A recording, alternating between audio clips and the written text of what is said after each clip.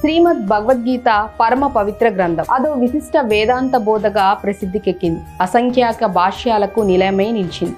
భగవద్గీతను భక్తి శ్రద్ధలతో చదివిన వారు, విన్నవారు తమ కర్తవ్యాన్ని తెలుసుకుంటారు. పరోపకార భావంతో ముందుకు వెళ్తారు. ప్రతి ఒక్కరూ యుక్తాయుక్త విచక్షణతో ప్రవర్తిస్తూ జీవితాన్ని సార్థకం చేసుకోవాలని చెప్తుంది గీత. ఇది మానవుణ్ణి మాధవుడి స్థాయికి చేర్చి ముక్తిని ప్రసాదిస్తుంది.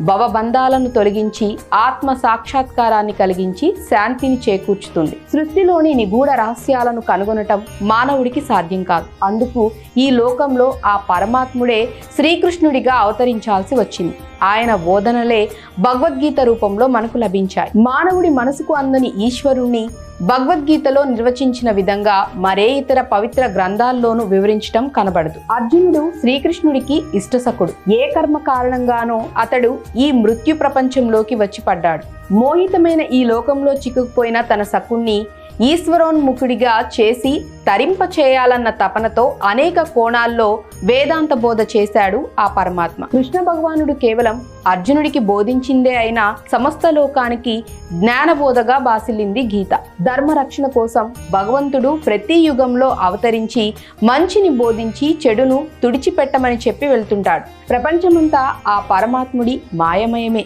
సత్వగుణ సంపన్నులైన వారు జ్ఞాన మార్గం, బుద్ధి యోగంతో విశేష సాధన చేసి మోక్షాన్ని పొందుతున్నారు. రజో తమోగుణ సంజాతులకు జ్ఞానోదయం కావాలంటే వారు ఆధ్యాత్మిక సాధన వైపు ఆకర్షితులు కావాలి. వారి స్థాయిని బట్టి ఉద్ధరించాలనే సంకల్పంతో భగవానుడు వారికి తగిన విధంగానే వేదాంతాన్ని బోధిస్తాడు. సాధన చేసి తరించమని ప్రబోధిస్తాడు. మనిషి అస్థిర విషయాల వలలో చిక్కుకొని శాశ్వత సుఖానికి దూరమవుతున్నాడు. అఖిల సృష్టిని ఆవరించి అఖండ జ్యోతిగా వెలుగుతున్న ఈశ్వరుడు మరెక్కడో లేడు, మనిషి దేహంలోనే ఉన్నాడు. అది తెలుసుకోలేక మానవుడు పరమాత్ముడికి దూరమైపోతున్నాడు. అప్పటికి తప్పక నన్నే పొందుతావు అంటూ అభయమిస్తున్నాడు పరమాత్ముడు.